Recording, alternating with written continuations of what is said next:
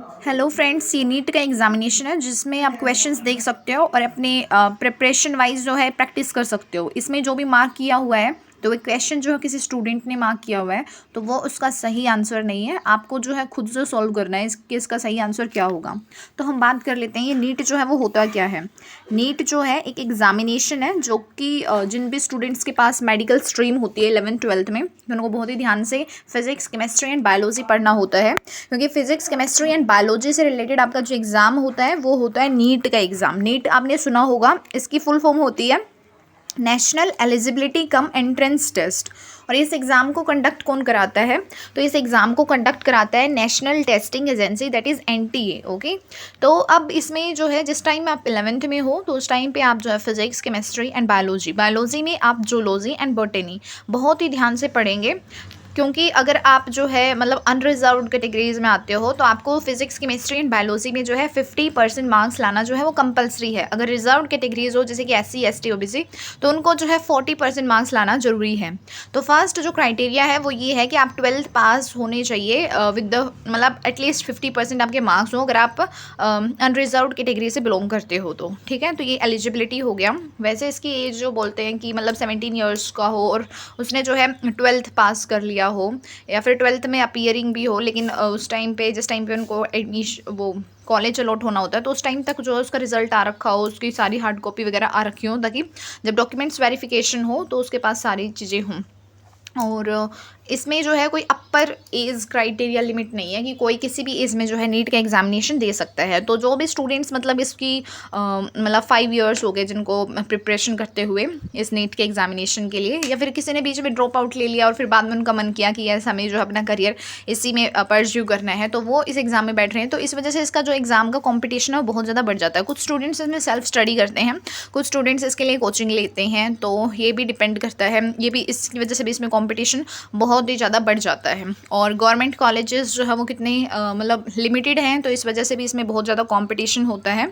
आपने देखा होगा कि पिछले कई सालों से जो है ऐसे भी स्टूडेंट्स हुए हैं जो कि 720 में से 720 मार्क्स ही ले आते हैं। तो कंपटीशन बहुत ज़्यादा है, ठीक है, बहुत ही मतलब एक तरह से चैलेंजिंग है ये एग्ज़ाम। अब हम बात कर लेते हैं कि एग्ज़ाम स्ट्रक्चर जो है कैसा होता है। जैसे कि आप ओरिजिनल एग्जामिनेशन में देख ही पा रहे हो कि एग्जामिनेशन स्ट्रक्चर जो है इसका ऑब्जेक्टिव टाइप होता है कि आपको एक क्वेश्चन दे रखा है, उसके जो है 4 ऑप्शंस दे रखे हैं, मतलब MCQ टाइप क्वेश्चंस हैं, मल्टीपल चॉइस क्वेश्चन आंसर्स हैं, उस तरीके से MCQ टाइप है, ऑब्जेक्टिव टाइप। अब इसमें जो मतलब एग्ज़ाम का स्ट्रक्चर है, लेट्स सपोज इसमें जो है आपको टोटल जो है वो 200 क्वेश्चन देखने को मिलते हैं। और ये जो हर एक इसमें जो सब्जेक्ट्स हैं वो डिवाइड हो रखे हैं, जैसे कि फिज़िक्स है, केमिस्ट्री है, जूलॉजी है, बॉटनी है।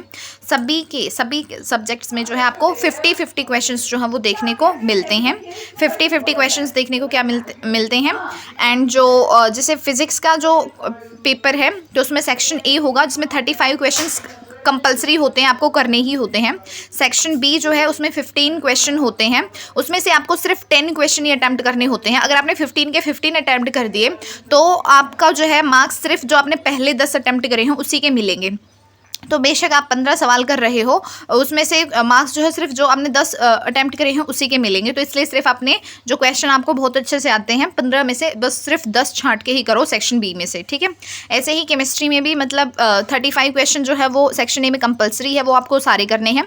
सेक्शन B में 15 क्वेश्चन जो है उसमें आपके पास चॉइस है कि कोई भी 10 करने हैं, क्योंकि मार्क्स जो है सिर्फ 10 के ही मिलेंगे, ना कि 15 के, ठीक है। उसी तरीके से जूलॉजी में और बॉटनी में भी, ठीक है। मतलब आपको जो है जो कंपलसरी क्वेश्चन होते हैं वो करने हैं 35, और जो जहाँ पे ऑप्शन मिल रहा है सेक्शन B में वहाँ पे आपको 15 में से कोई 10 क्वेश्चन ही करने हैं जो आपको अच्छे से आते हैं। अब आपने देख लिया कि फिजिक्स एंड केमिस्ट्री जो है इसमें मतलब फिजिक्स के 50 क्वेश्चन है, केमिस्ट्री के 50 क्वेश्चन है, जूलॉजी और बॉटनी को अगर हम कंबाइन कर दें तो ये बायोलॉजी होता है जिसमें कि आपके 100 क्वेश्चन हैं।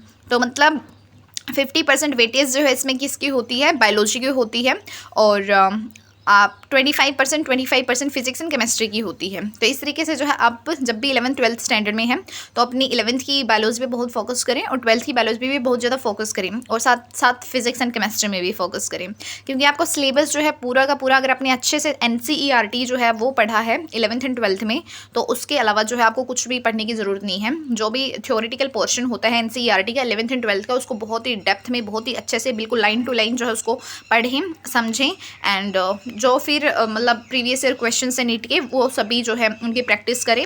और भी मतलब मार्केट में बहुत सारे जो मॉक टेस्ट टाइप के पेपर्स होते हैं, जैसे कि अरिहंत के या फिर किसी भी जिस पे आप ट्रस्ट करते हैं, तो वो आप जो है मतलब वहाँ से क्वेश्चंस की प्रैक्टिस कर सकते हैं। और आप जैसे टेक्स्ट बुक होता है वहाँ से भी ऑनलाइन भी इसकी प्रैक्टिस कर सकते हैं, ऑफलाइन भी इसकी प्रैक्टिस कर सकते हैं। मतलब प्रीवियस ईयर क्वेश्चंस को देख सकते हैं कि किस टाइप के क्वेश्चंस बनते हैं, और मॉक टेस्ट को देख सकते हैं। जनरली इसके जो रजिस्ट्रेशन है वो हो जाते हैं स्टार्ट फरवरी के महीने में, फ़ैब में, ठीक है, फरवरी में।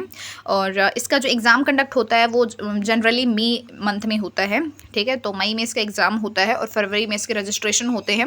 रजिस्ट्रेशन के लिए जो मतलब रिजर्व्ड कैटेगरीज होते हैं, जैसे कि SC ST, उनकी फ़ीस जो है सिर्फ 1000 होती है। और जो मतलब OBC होते हैं, अदर बैकवर्ड क्लासेस, उनके लिए जो है फ़ीस इसकी 1600 होती है। और जो जनरल कैटेगरी वाले होते हैं उनके लिए इसकी फ़ीस जो है वो 1700 होती है फॉर्म की, ठीक है। तो रजिस्ट्रेशन फ़ैब में हो गया, एग्ज़ाम जो है मई में होता है। और हम बात कर रहे थे कि फिजिक्स में जैसे कि 50 क्वेश्चन होंगे, केमिस्ट्री में 50 क्वेश्चन होंगे, और जूलॉजी में 50 क्वेश्चन होंगे, बोटनी में 50 क्वेश्चन होंगे। और एक क्वेश्चन जो है वो 4 मार्क्स का होता है, और एक सही क्वेश्चन किया तो 4 मार्क्स मिलेंगे, अगर एक गलत क्वेश्चन कर दिया तो 1 नंबर कट जाएगा। नेगेटिव मार्किंग इसमें 1 की होती है, ठीक है, 1 मार्क्स जो है कट जाता है एक गलत सवाल करने पे। और जब आप कोई क्वेश्चन जो है ऐसे ही छोड़ देते हो, करते नहीं हो, तो उसका कोई भी नेगेटिव मार्किंग नहीं होता है। बाकी जो है 4 मार्क्स जो है वो सही क्वेश्चन के मिलते हैं, और गलत क्वेश्चन अटेम्प्ट कर दिया तो उसका 1 नंबर जो है वो कट जाता है।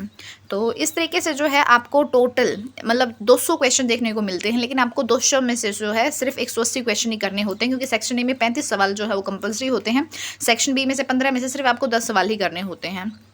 तो इस तरीके से जो है आपको सिर्फ 180 क्वेश्चन करने होते हैं। और 180 क्वेश्चन अगर 4 मार्क्स का एक क्वेश्चन है तो कितने हो गए, 18 4 जा क्या होता है 72, ठीक है। तो 180 क्वेश्चन इंटू 4 मार्क्स करोगे तो क्या आ जाएगा 720 मार्क्स, ठीक है। तो ये 720 इस तरीके से जो है 720 नंबर का ये जो है नीट का एग्जामिनेशन होता है।